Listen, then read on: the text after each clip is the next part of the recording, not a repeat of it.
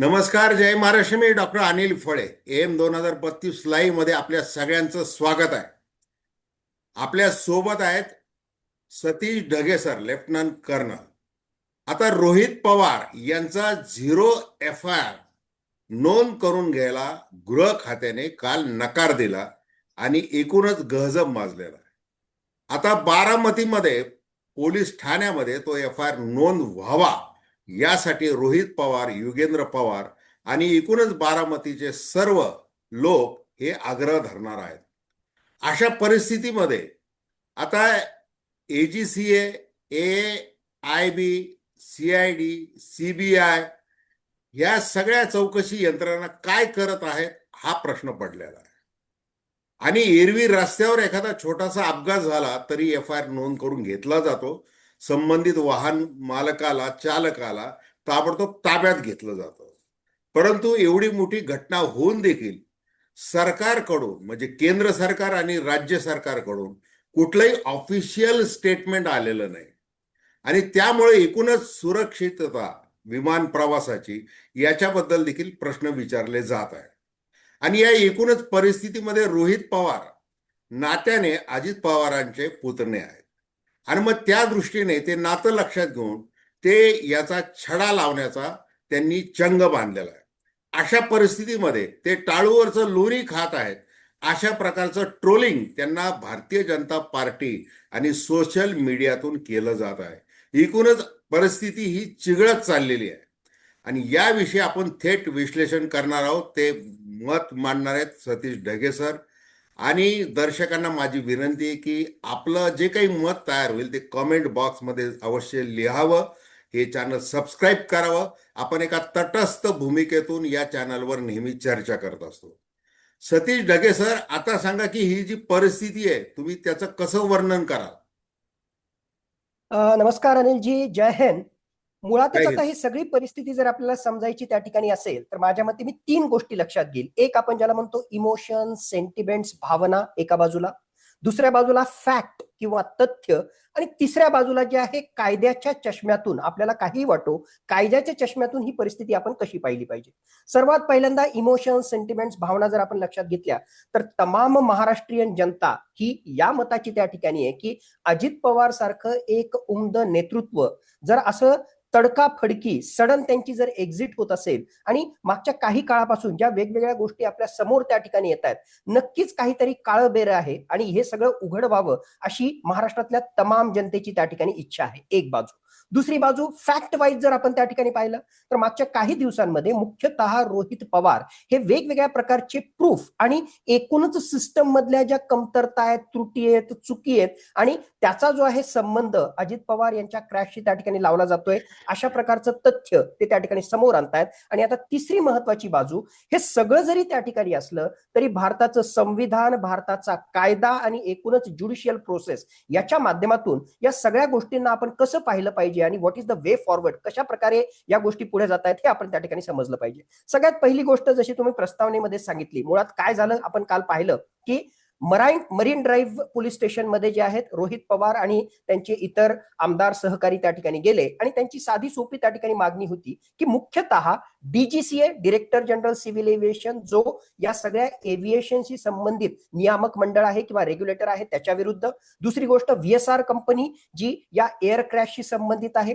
तिसरी गोष्ट एरो, त्याचबरोबर स्टेट गव्हर्नमेंटशी संबंधित VIP कॉर्डिनेशन, हे जे फ्लाईट असतात किंवा या VIP लोकांचा जो दौरा त्या ठिकाणी असतो त्याच्याशी संबंधित, या हवाई दौऱ्याशी संबंधित जी महत्वाची अधिकारी मंडळी आहे ज्यांनी याची एअर सेफ्टीशी संबंधित सगळी तपासणी करणं आवश्यक आहे, त्यांनी काहीतरी गलथानपणा केला म्हणून त्या एरो कंपनी, त्याचबरोबर VIP सिक्युरिटी कॉर्डिनेशनशी संबंधित जे अधिकारी आहेत या DGCA, VSR आणि या अधिकाऱ्यांविरुद्ध जे आहे गुन्हा दाखल करावा, FIR त्या ठिकाणी फर्स्ट इन्फॉर्मेशन रिपोर्ट हा त्या ठिकाणी दाखल करावा, अशी मागणी घेऊन रोहित पवार त्या ठिकाणी गेले.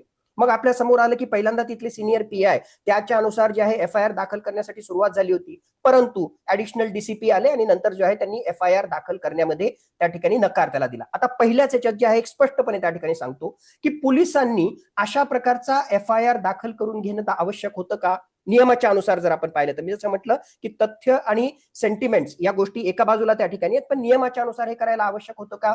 माझ्या मते, मला जेवढं काही त्या ठिकाणी कळतं, माझ्या मते नियमाच्या अनुसार 100% जर कॉग्नायझल ऑफेन्स असेल, कॉग्नायझेबल ऑफेन्स त्या ठिकाणी असेल, दखलपात्र गुन्हा त्या ठिकाणी असेल, तर दखलपात्र गुन्ह्यामध्ये पोलिसांनी अशा प्रकारचा फर्स्ट इन्फॉर्मेशन रिपोर्ट, FIR हा फर्स्ट इन्फॉर्मेशन रिपोर्ट आहे. पोलीस याच्या अर्थ जे आहे कोणाला दोषी त्या ठिकाणी ठरवत नाही किंवा त्यांना जे आहे कुठली शिक्षा देत नाहीये, हे फक्त चौकशी सुरू करण्यासाठीचा हा फर्स्ट इन्फॉर्मेशन रिपोर्ट आहे. आणि ते मग पोलिसांनी तिथे त्या ठिकाणी अशा प्रकारची बाजू मांडली की बाबा हा सगळा कार्यक्रम जो आहे तो बारामतीमध्ये त्या ठिकाणी झालेला आहे, ऑलरेडी CID त्याची चौकशी करते, म्हणून ते आमच्या अखत्यारीत येत नाही, आमच्या ज्युरिस्डिक्शन मध्ये येत नाही.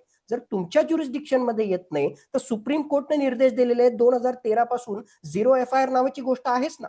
0 FIR तुम्ही दाखल करून तुम्ही त्याच्यानुसार जे आहे बारामतीच्या तालुका पोलीस स्टेशनला त्या ठिकाणी वर्ग करायला हवा होता.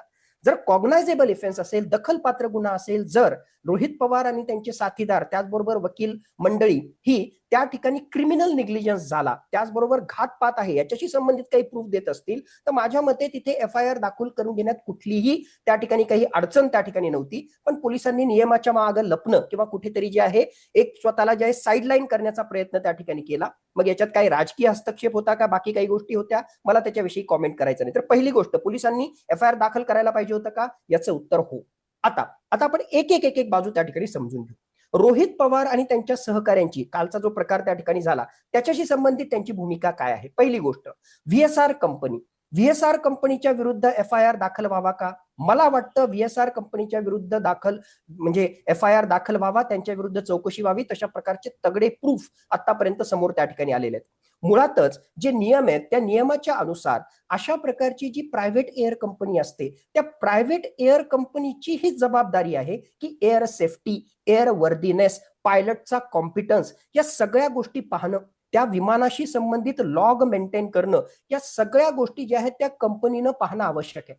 आतापर्यंत आपल्या समोर जे प्रूफ आलेले आहेत आणि इनफॅक्ट DGCA सुद्धा त्यातल्या काही गोष्टी त्या ठिकाणी मांडलेल्या आहेत की वेगवेगळ्या प्रकारचे प्रश्न जे रेज केले जात आहेत की फॉर एक्झाम्पल 5,000 तासाचा जो फ्लाईट डेटा आहे त्याच्यापैकी 3,000 तासाचा जो आहे फ्लाईट डेटा अवेलेबलच नाही. त्या लॉगशी संबंधित काही जे आहे गडबड त्या ठिकाणी केलेली आहे का? एक गोष्ट. रोहित पवारांनी जे प्रश्न त्या ठिकाणी विचारलेले की ऍडिशनल फ्युएल कॅन त्या ठिकाणी होते, जर असं केलं तर सुरक्षेशी संबंधित जी आहे ती पायमल्ली त्यांनी केली का? प्रश्नाचं उत्तर हो आहे. सर्वात महत्वाचं, कॉम्प्रोमाइज्ड पायलट, अशा प्रकारचा पायलट ज्याचं लायसन्स सस्पेंड झालेला आहे, जो दारुड्या त्या ठिकाणी होता, अशा प्रकारची मागचे प्रूफ असताना त्याच्याशी संबंधित तुम्ही काही कारवाई केली का? त्याच्याशी संबंधित योग्य काही गोष्टी तुम्ही घेतल्या का? या लिअरजेट 45 XR या ज्या विमानाचा हा अपघात त्या ठिकाणी झाला त्याच्या एअर सेफ्टी विषयी, त्याच्या रजिस्ट्रेशन विषयी, त्याच्या लायसन्सिंग विषयी वेगवेगळ्या प्रकारचे प्रश्न आणि त्याच्याशी संबंधित डॉक्युमेंट जर समोर येत असतील आणि यामध्ये व्हीएसआर कंपनी दोषी आहे असं जर त्या ठिकाणी दिसत असेल, आणि हे फक्त रोहित पवार म्हणत नाहीयेत, आता अधिकृतरित्या या व्हीएसआर कंपनीचे 4 एअरक्राफ्ट हे ग्राउंड करण्याचे निर्देश या DGCA दिलेलेच आहेत ना. म्हणजे वर करणी पाहता आणि तथ्याच्या आधारावर पाहता व्हीएसआर कंपनी विरुद्ध गुन्हा दाखल करणं बिलकुल त्या ठिकाणी बनतं. त्यांची जी आहे अक्षम्य अशी त्रुटी त्या ठिकाणी. दुसरी गोष्ट, हे सगळे जे अधिकारी VIP जो फ्लाईट ट्रॅव्हल त्या ठिकाणी असतो त्याच्याशी संबंधित समन्वय करणारी स्टेट गव्हर्नमेंटची मंडळी, बिलकुल त्यांचं काम आहे. ते काय अंडे बुवायला त्या ठिकाणी बसले होते का? म्हणजे VIPचा दौरा त्या ठिकाणी तर तुम्हाला सगळं हे करणं आवश्यक आहे, त्याच्यासाठी तुम्हाला पगार त्या ठिकाणी मिळतो. मग कुठलंही air safety, air worthiness of aeroplane याची तुम्ही जर चौकशी नाही केली आणि त्याच्या अनुसार जर तुम्ही निर्देश नाही दिले, तर हा अपघात जर झाला असेल तर माझ्या मते कुठे ना कुठेतरी ती क्रिमिनल लायबिलिटी या अधिकाऱ्यांविरुद्ध सुद्धा त्या ठिकाणी येते. म्हणून त्यांच्या विरुद्धही गुन्हा दाखल व्हावा का? मला वाटतं याचं उत्तर हो. आता तिसरी सगळ्यात महत्वाची बाब, आणि माझ्या मते पोलिसांनी सुद्धा ही गोष्ट त्या ठिकाणी लक्षात घेतली असेल, आणि तुम्हाला आठवत असेल तर मागच्या म्हणजे लिटरली हा अपघात झाल्याच्या पहिल्या दिवसापासून ते आतापर्यंत मी वेगवेगळ्या चॅनलवर वेगवेगळी भूमिका मांडत आलेलो आहे. आपल्याशीही मी याच्याशी संबंधित विश्लेषण केलेलं आहे. एक कॉमन थ्रेड जी पहिल्यापासून मी त्या ठिकाणी घेतोय की कॉम्प्रोमाइज पायलट एरर यामधली एक गोष्ट आहे. मागच्याच माझ्या मते आपल्याशी चर्चेमध्ये मी त्या ठिकाणी याच्यात सांगितलं की अल्टिमेटली यामध्ये जे आहे व्हीएसआर कंपनीवर जे खापर फुटणार, आणि ते योग्यच आहे कारण त्यांच्या चुका भरपूर त्या ठिकाणी त्याच्या याच्यात झालेल्या आहे. तसं त्या ठिकाणी आणि राजकीय अँगल आता हळूहळू या सगळ्या प्रकरणामध्ये येतोय, त्याच दिशेने ही सगळी वाटचाल त्या ठिकाणी चालताना आपल्याला याच्यात दिसते. आता DGCA कंपनी विषयी मी त्या ठिकाणी काय बोलतोय बघा. DGCA कंपनी विरुद्ध FIR दाखल करा असं अजित पवार यांचं म्हणणं आहे. आणि त्यांचं म्हणणं काय की बाबा DGCA ही जी आहे एव्हिएशन रेग्युलेटर आहे. जर अशा प्रकारचं फॉल्टी लायसन्स व्हीएसआर कंपनीला मिळत असेल, एअर वर्दीनेस नसताना, एअर सेफ्टी नसताना आणि अशा नियमांची पायमल्ली करून सुद्धा जर व्हीएसआर कंपनीला अशा प्रकारचं लायसन्स, अशा प्रकारचं रजिस्ट्रेशन आणि अशा प्रकारचं एअर वर्दीनेस सर्टिफिकेट मिळत असेल, तर कुठे ना कुठेतरी जे आहे काळं बेरं किंवा कुठे ना कुठेतरी जे आहे चुका या डीजीसीएच्या सुद्धा आहे. डीजीसीए सुद्धा त्याच्यासाठी तेवढाच पात्र आहे. पहिली गोष्ट. दुसरी गोष्ट, रोहित पवार यांचं म्हणणं आहे की 28 जानेवारीला हा दुर्दैवी सगळा अपघात किंवा घातपात जे काही आहे ते त्या ठिकाणी झालं, सकाळी झालं आणि त्याच दिवशी दुपारी 1:38 डीजीसीए अशा प्रकारचं एक नोटिफिकेशन त्या ठिकाणी जारी करतं की बाबा लेव्हल 1 सेफ्टीशी संबंधित या विमानाच्या लेव्हल 1 सेफ्टीशी संबंधित या व्हीएसआर कंपनीच्या ऑडिटमध्ये असं काहीही चुकीचं आढळलं नाही.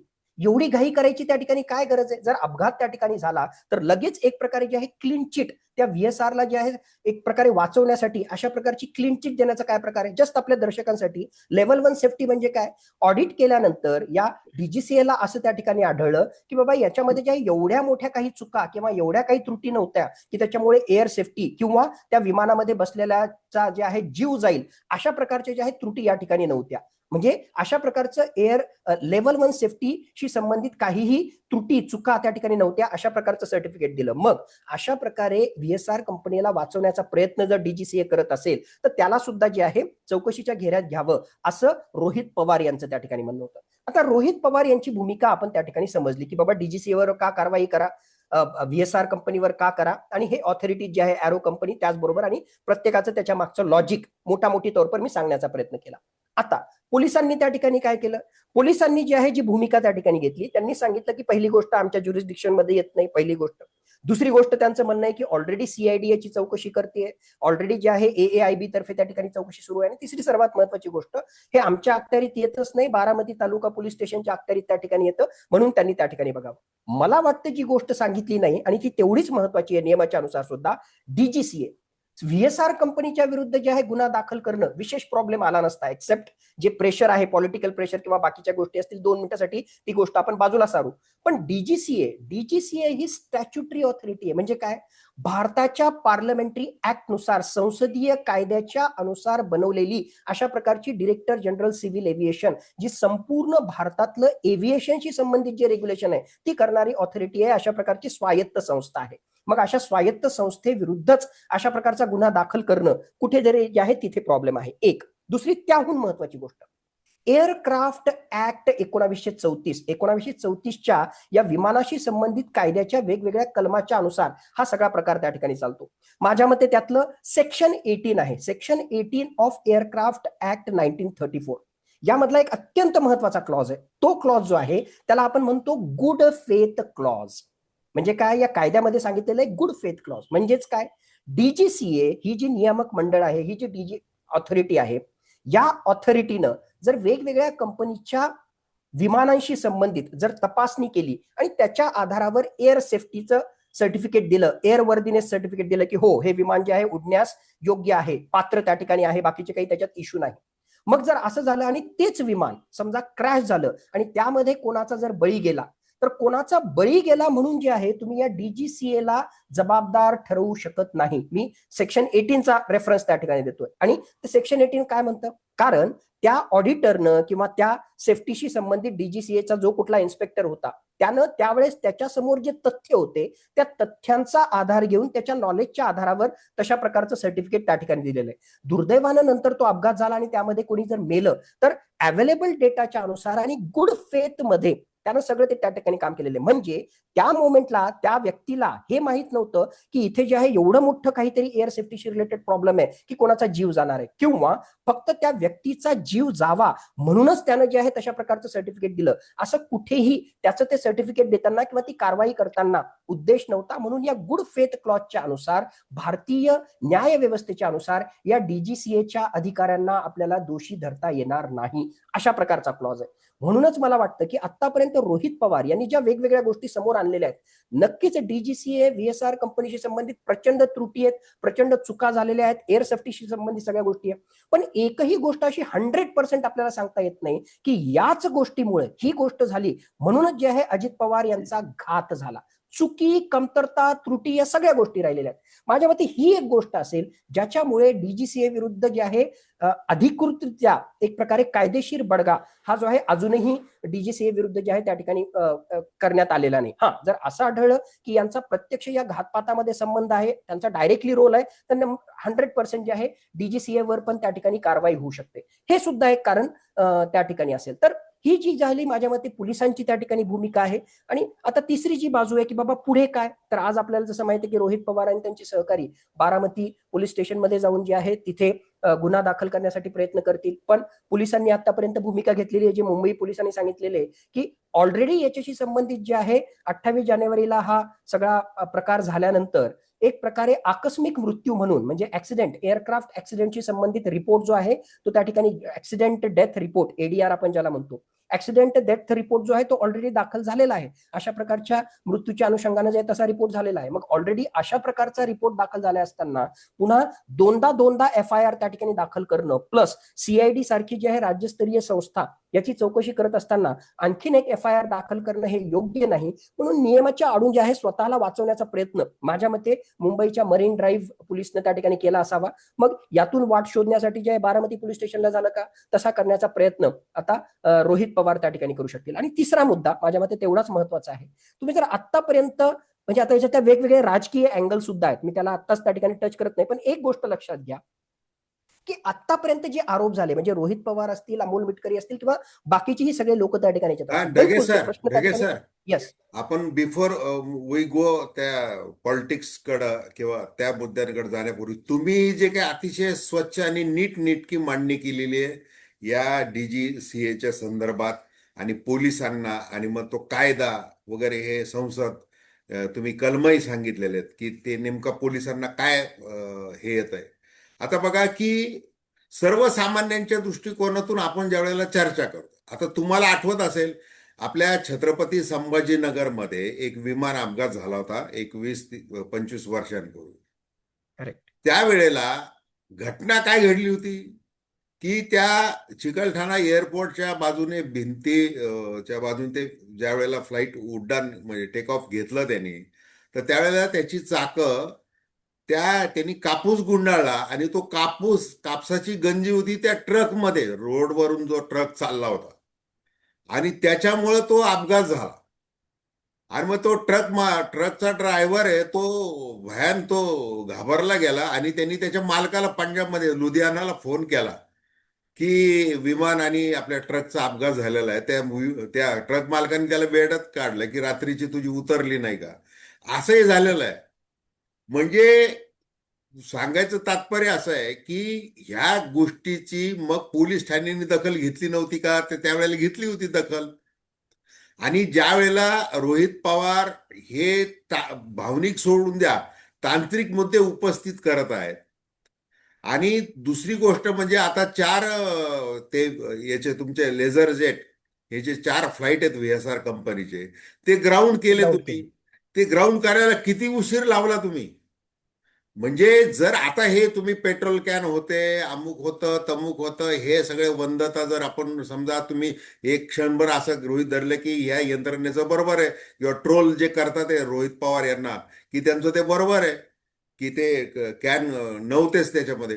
परंतु हे जे काही झालेलं आहे, हे विमानाचे जे काही स्फोट झालेले आहेत, ते विमान म्हणजे पडण्याच्या आधी जे स्फोट झालेले आहेत, नंतर एक स्फोट झालेला आहे, अशा अनेक घटना लक्षात घेऊन VSR कंपनीच्या विरुद्ध त्याच वेळेला म्हणजे 28 जानेवारीला जसं तर त्यांनी क्लीन चिट दिली तुम्ही म्हणता त्यावेळे, जसं रोहित पवारांनी देखील तो उल्लेख केला, त्याच वेळेला VSR कंपनीला का त्यांनी हे केलं नाही.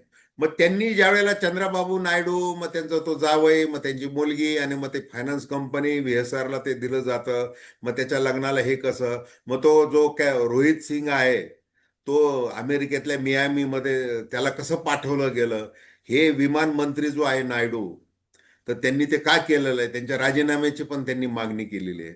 मग हे सगळं करत असताना रोहित पवार म्हणत आहेत की आता लोकप्रतिनिधी जे आहेत त्यांनी राजकारण राजकारण करत बसण्यापेक्षा असा आपला एक नेता हरपलेला आहे हे लक्षात घेऊन की संसदेमध्ये, विधिमंडळामध्ये हे प्रश्न उचलले पाहिजेत. तर त्याच्यात चूक काय, ही गोष्ट महत्वाची आहे. आणि दुसरी महत्वाची याला जोडून मला तुम्हाला असं विचारायचं आहे की हे जे ब्लॅक बॉक्सच्या बाबतीत आता काल काही एक बातमी आली की तो ब्लॅक बॉक्स आहे, तो सुरक्षित आहे, त्याच्यावर अगदी तारीख टाकली गेलेली आहे, तशी ती एक बातमी आलेली. म्हणजे त्या ब्लॅक बॉक्स तो आधी सापडतच नाही, मग तो डॅमेज झालेला आहे, मग ते रेकॉर्डर खराब झालेलं आहे, इतक्या सगळ्या बातम्या येत होत्या. तरी ऑफिशियल स्टेटमेंट जे मी सुरुवातीला म्हटलं की ऑफिशियल स्टेटमेंट सरकारकडून देण्यात आलंच नाही. ठीक आहे, मागणी आली, काय काय मागणी आली, सीबीआय मार्फत, मग सीबीआय मार्फत चौकशी करू. मग सीआयडीचं काय करायचं, ते काय त्यांनी काय केलेलं आहे ते माहिती नाही. आणि केंद्रातल्या ज्या गोष्टी आहेत तर त्या गोष्टी आमच्या अखत्यारीत येत नाही असं म्हणून पोलीस अधिकारी जर नाकारत असतील तर मग असं करायचं काय लोकांनी? लोकांना समजणार नक्कीच. कसं? नक्कीच अनिलजी, आता एक एक एक एक जे आहे बाजू मी त्या ठिकाणी घेतो. सगळ्यात पहिली गोष्ट, तुम्ही जे उदाहरण दिलं औरंगाबादला किंवा आपल्या छत्रपती संभाजीनगरला जो 25 वर्षापूर्वी अपघात झाला, मी त्याच्याऐवजी थोडंसं दुसरं उदाहरण देतो आणि म्हणजे जो मुद्दा मी मांडतोय त्याला आणखीन क्लॅरिटी त्या ठिकाणी येईल. असं माना की एखादी जी आहे ट्रॅव्हल बस आहे आणि त्या ट्रॅव्हल बसचा अपघात झाला आणि दुर्दैवानं त्यामध्ये जे आहे 5 लोकांचा मृत्यू झाला. मग नंतर असं आढळलं की ते ट्रॅव्हल बसशी संबंधित जे आहे ते रजिस्ट्रेशनच जे आहे फेक होतं, फर्जी जे आहे त्या ठिकाणी होतं आणि त्यामध्ये आरटीओ ऑफिस मधले काही अधिकारी सुद्धा दोषी आहेत. आता मी उदाहरण घेतलं की ज्यामध्ये काही लोकांचा मृत्यू झाला. मग अशा परिस्थितीमध्ये काय होतं बरं, पोलीस जे आहे गुन्हा दाखल त्या ठिकाणी करतात. सगळ्यात पहिल्यांदा जे आहे त्या ड्रायव्हरला त्या ठिकाणी पकडलं जातं जर जिवंत त्या ठिकाणी असेल तर. दुसरी गोष्ट, त्या ट्रॅव्हल कंपनीचा जो काही मालक असेल त्या मालकाला त्या ठिकाणी पकडलं जातं. दुसरी गोष्ट, अशा केसमध्ये तुम्हाला आठवतं का किंवा असं सहसा कधी होतं का की तिथला जो आरटीओ आहे त्या आरटीओने जे आहे त्याला फॉल्टी सर्टिफिकेट दिलं, फर्जी त्या ठिकाणी सर्टिफिकेट दिलं, तिथं करप्शन झालं, सगळं झालं म्हणून त्या आरटीओला पकडून जेलमध्ये टाकलं किंवा त्या आरटीओ विरुद्ध जे आहे गुन्हा दाखल केला किंवा त्याच्या विरुद्ध जे आहे कारवाई झाली, असं कधी होतं का? सहसा असं होत नाही. आता त्याच उदाहरणाला जे आहे या एअर क्रॅशशी संबंधित लावा आणि मी तेच त्या ठिकाणी म्हणतोय की ती ट्रॅव्हल कंपनी म्हणजे थोडक्यात व्हीएसआर कंपनी, बिलकुल त्याच्या विरुद्ध गुन्हा दाखल होणार आणि बाकीच्या सगळ्या गोष्टी त्या ठिकाणी होणार. पण जसा आरटीओ विरुद्ध कारवाई त्या ठिकाणी होत नाही कारण त्यानं जे आहे फॉल्टी सर्टिफिकेट दिलं किंवा फर्जी दिलं किंवा करप्शन त्या ठिकाणी त्याच्यात झालं त्याच्या माध्यमातून केलं, चौकशी होईल, जरूर त्या ठिकाणी येईल, पण त्याच्या विरुद्ध जे आहे एफ आय आर दाखल करणं किंवा त्याला जे आहे जेलमध्ये टाकणं आरटीओला, असं होत नाही. तसंच माझ्या मते डीजीसीएला सुद्धा त्या ठिकाणी होणार नाही. आता या मुद्द्यामध्ये तुम्ही लक्षात घ्या की डीजीसीएच्या चुका आहेत का? बिलकुल चुका आहेत. रोहित पवार ते समोर टाकतायत का? 100% सांगतात. पण मी मुद्दा जो त्या ठिकाणी केला की ज्याला आपण म्हणतो की लॉच्या अनुसार जी इम्युनिटी, एक प्रकारे सुरक्षा त्या 1934च्या कायद्याने दिलेली आहे, दॅट इज व्हॉट मी म्हटलं की गुड फेथ क्लॉज, की या डीजीसीएच्या अधिकाऱ्यांनी जे काही त्या ठिकाणी केलं ते त्यावेळेसचा डेटा म्हणजे कायद्याच्या आधारावर जे आहे ते लपतील याच्या मागे, ते माझं म्हणणं आहे. ते बरोबर आहे मी बिलकुल म्हणत नाही डीजीसीएचं, पण त्याच्या मागे ते त्या ठिकाणी लपतील. हा, जर हे प्रूव्ह करण्यामध्ये रोहित पवार आणि त्यांची टीम किंवा कायदेशीर टीम जर यशस्वी झाली की बघा म्हणजे हा इतक्या मोठ्या प्रमाणाचं क्रिमिनल निग्लिजन्स होतं की या क्रिमिनल निग्लिजन्समुळे जे आहे सरळ सरळ म्हणजे एअरक्राफ्ट क्रॅश याचा डायरेक्ट कोरिलेशन हे यांच्या क्रिमिनल निग्लिजन्समध्ये आहे, हे जर कायद्याच्या आधारावर प्रूव्ह करण्यामध्ये रोहित पवार यांची टीम जर यशस्वी झाली तर नक्कीच डीजीसीए सुद्धा जो आहे यामधली या ठिकाणची एक पार्टी होईल. पण नियमाच्या अनुसार जे आहे काय आहे ते मी सांगण्याचा प्रयत्न केला. ही झाली एक गोष्ट.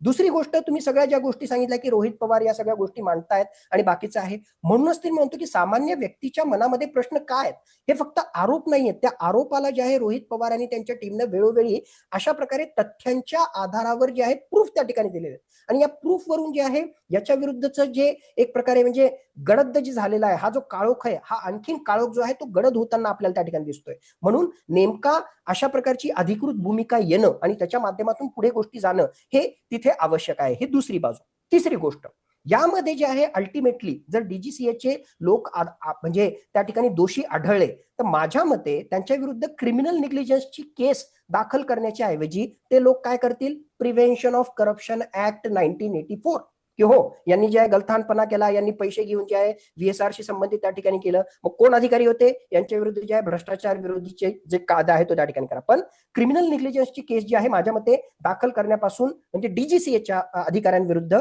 अशा प्रकारे सरकार किंवा एकूणच व्यवस्था जी आहे ती त्या ठिकाणी प्रयत्न करेल. हा झाला तिसरा मुद्दा. आता सगळ्यात महत्वाचा मुद्दा, या सगळ्या गोष्टींमध्ये जो मी मागचाही मुद्दा त्या ठिकाणी सांगत होतो की मुळात काय आहे, रोहित पवार असतील बाकीचे सगळे लोक असतील हे वेगवेगळ्या प्रकारचे आरोप करतायत, प्रूफ त्या ठिकाणी देत आहेत आणि काळं बेरं काहीतरी आहे, ही सगळी शंका आपल्या मनामध्ये त्या ठिकाणी त्याच्यात आहे. पण मी सुरुवातीपासून म्हणतोय प्रचंड चुका आहेत, प्रचंड त्रुटी त्या ठिकाणी आहेत, पण मला अजूनही वाटत नाही की फक्त आणि फक्त अजित पवार यांना मारून टाकण्यासाठीच ही सगळी व्यवस्था त्या ठिकाणी याच्यात आली असेल. त्यांच्या चुका झाल्या किंवा त्यांनी वेगवेगळ्या प्रकारचा गलथानपणा केला, करप्ट प्रॅक्टिस आहे, एअर सेफ्टीशी म्हणजे सगळं कॉम्प्रोमाइज त्या ठिकाणी आहे, पण फक्त आणि फक्त अजित पवार यांचा घात करण्यासाठीच हे केलं, हे अजूनही मला म्हणजे तशा प्रकारचं 100% प्रूफ काही मला त्या ठिकाणी वाटत नाही. मग इथे काय आवश्यक आहे? इथे आवश्यक आहे तुमची सीआयडीची चौकशी, इथे आवश्यक आहे तुमची सीबीआयची चौकशी. यातून खरोखरच अशा काही प्रकारचं डायरेक्टली कॉझल रिलेशनशिप असा जर काही तुम्हाला धागा त्या ठिकाणी सापडू शकला, मग कुठलाही असेल, त्यांचा डिले करण्यापासून असेल, काही अर्थसंबंध असतील, काही राजकीय बाबी असतील की ज्याच्या माध्यमातून डायरेक्टली संबंध या सगळ्या सिस्टमला आपल्याला जर जोडता येत असेल, तर मग मात्र या सगळ्या गोष्टी होतील. म्हणूनच या सगळ्या आतापर्यंतच्या आरोपांमध्ये रोहित पवार आणि त्यांची टीम सीआयडी चौकशीविषयी बोलते, सीबीआय चौकशीविषयी बोलतोय, प्रायव्हेट डिटेक्टिव्ह एजन्सीज विषयी बोलतायत. सहसा त्यांचा जो आहे AAIB, airport aircraft accident investigation bureau, या चौकशीविषयी विशेष ते त्या ठिकाणी काय बोलत नाही. का म्हणून सांगू? त्याचं कारण असं आहे की AAIBच्या चौकशीमधून काय निघणार आहे? पहिली गोष्ट तर DGCAच्या अखत्यारीत असणारी ही संस्था आहे, म्हणून त्याच्यावर विश्वास आहे की नाही, इथून पहिली गोष्ट त्यांची सुरुवात होती. पण त्याहून महत्वाचं, AAIBच्या चौकशीमध्ये काय निघणार आहे? टेक्निकल बाबी फक्त, की तांत्रिकदृष्ट्या कुठे चुकलं. तिथे जे आहे त्या चौकशीमधून फायनल रिपोर्ट आल्यानंतरही त्या चौकशीमधून कुठेही त्या चौकशीमध्ये याच्यात येणार नाही किंवा त्यांच्या रिपोर्टमध्ये येणार नाही की क्रिमिनल कुठे जे आहे क्रिमिनल निग्लिजन्स आला किंवा क्रिमिनल लायबिलिटी आपण ज्याला म्हणतो, ती क्रिमिनल लायबिलिटी येणार नाही. मग क्रिमिनल लायबिलिटी जर येणार नसेल तर एक प्रकारे रोहित पवार आणि त्यांच्या टीमला राजकीय दृष्ट्या म्हणा, त्याचबरोबर या बाकीचा सगळा जो अँगल पुढे घेऊन जायचा आहे तसा कुठलाही त्या ठिकाणी फायदा होणार नाही. म्हणून AAIB विषयी जे आहेत ना, अमोल मिटकरी बोलतात ना, रोहित पवार बोलतात ना, बाकी त्या ठिकाणी म्हणजे ती सगळ्यात शेवटची गोष्ट पाहते. पण माझ्यासारखी व्यक्ती असतील किंवा इन जनरल तुम्ही सिव्हिल एव्हिएशन एक्सपर्ट किंवा बाकीची जाणकार पत्रकार मंडळी पहा, ते AAIBच्या रिपोर्टवर जे आहे त्यांचा विशेष त्या ठिकाणी भर आहे. कारण तांत्रिक दृष्ट्या कुठे चुकलं हे त्या ठिकाणी समोर येईल, पहिली गोष्ट.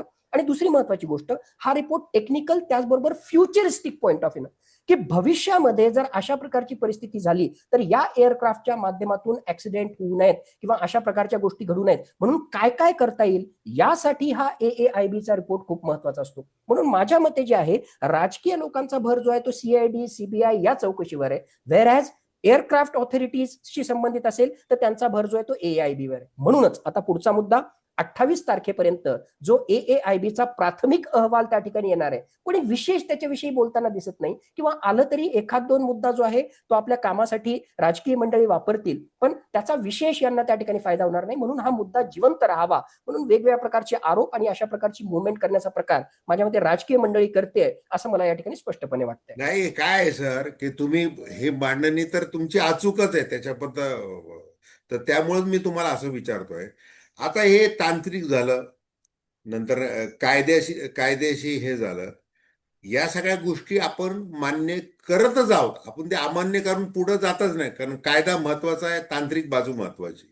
ती वस्तुस्थिती नेमकी काय आता याच्यामध्ये मुद्दा कोणता आहे आता या क्षणाचा, की आता तुम्ही संशय का म्हणजे रोहित पवार यांना स्कोप का मिळतोय? खरंय. आता काल तुम्ही 0 FIR दाखल करून घ्यायला, आता फर्स्ट इन्फॉर्मेशन रिपोर्ट मध्ये जे प्रायमा फेसी जे काही तक्रारदार तुम्हाला सांगतोय ते तुम्हाला नोंद करून घ्यायचं असतं ऑफिशियली, की हे फर्स्ट इन्फॉर्मेशन रिपोर्ट आहे. आणि सुप्रीम कोर्ट ज्यावेळेला म्हणते की 0 FIR इज अलाउ, मग तुम्हाला तिथं करण्याला काय अडचण होती? हे हे का रोहित पवार यांच्या भावनेला तर अर्थ आहेच आहे, आणि त्याच्यानुसार ते जे काही करत आहेत समजा, तर त्याला बळ काय मिळतंय? कारण यंत्रणा चुकत आहे. खरंय. त्याच्यामुळे तुम्ही सुरुवातीला 100% म्हटलं होतं चार की फ्लाईट इतक्या उशिरा ग्राउंड करणं, तुम्हाला माहिती ते मॉडेल लेसर जेटचं ते तसं करणं. आता ब्लॅक बॉक्स विषयी एकदा अशी बातमी ती, एकदा तशी बातमी ती. तुम्ही का तो ऑफिशियल स्टेटमेंट केलं नाही? ब्लॅक बॉक्स तो सगळ्यात मोठा एव्हिडन्स आहे तांत्रिक दृष्ट्या, त्याच्यावरही काही बोलले नाही.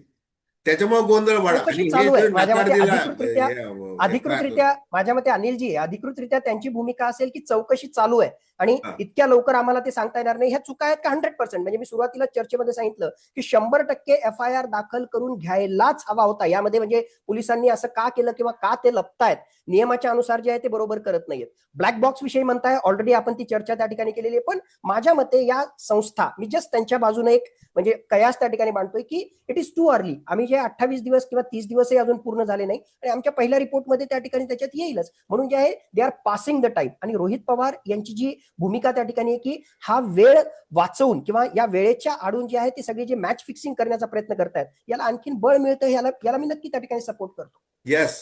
तर आता आपली वेळही संपलेली आहे सर. पण आपण जाता जाता आपल्या चर्चेचा एकच निष्कर्ष माझ्या दृष्टीने निघतोय.